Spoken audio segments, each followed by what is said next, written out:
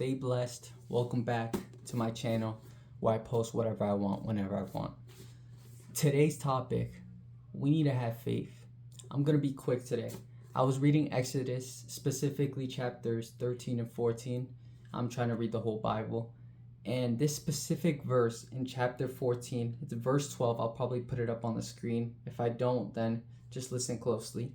It says, "Didn't we say to you in Egypt, leave us alone, let us serve the Egyptians? It would have been better for us to serve the Egyptians than to die in the desert."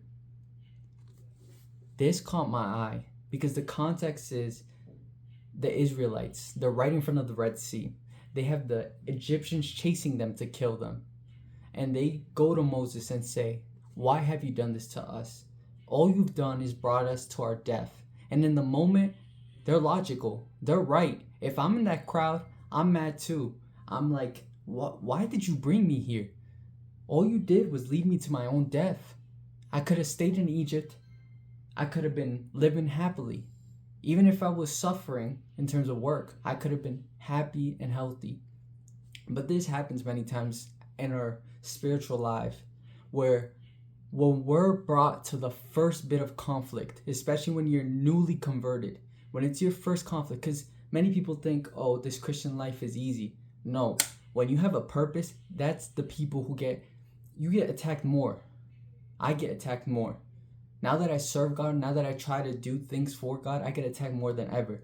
More than I ever did when I was doing things I didn't need to. But when many people face that first bit of conflict, that's when they start doubting God. That's when they start losing faith. That's when they lose their faith completely. And that's why they leave the church. That's why they leave their faith. Because they couldn't grind it out. They couldn't wait it out. They didn't have patience. You need to pray in those moments. Ask for patience. Because if you lose that patience, you're going to lose that relationship. You lose that relationship, you lose your salvation. You lose your salvation, what do you lose? Everything.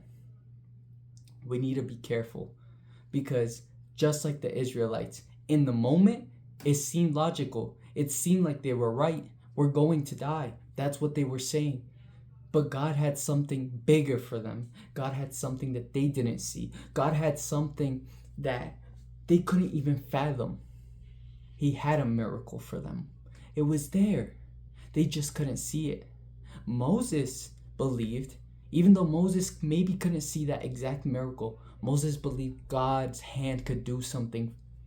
He believed that God could do something out of nothing, but the Israelites didn't. And what happens next?